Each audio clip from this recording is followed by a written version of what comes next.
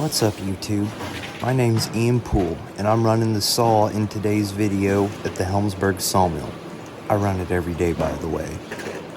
Let's see, we have Sam and Charlie stacking. Now, normally Sam's our cameraman, but I wanted to get footage of him stacking today because he doesn't make it into a lot of the videos. So Ryan's doing the filming.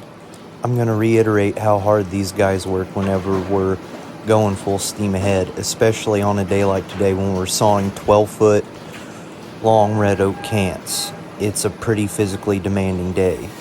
So do it for these guys, give the video a like, and please subscribe to the channel and go back and watch some of our other sawmilling videos. I'm going to leave you guys to it. Enjoy the video.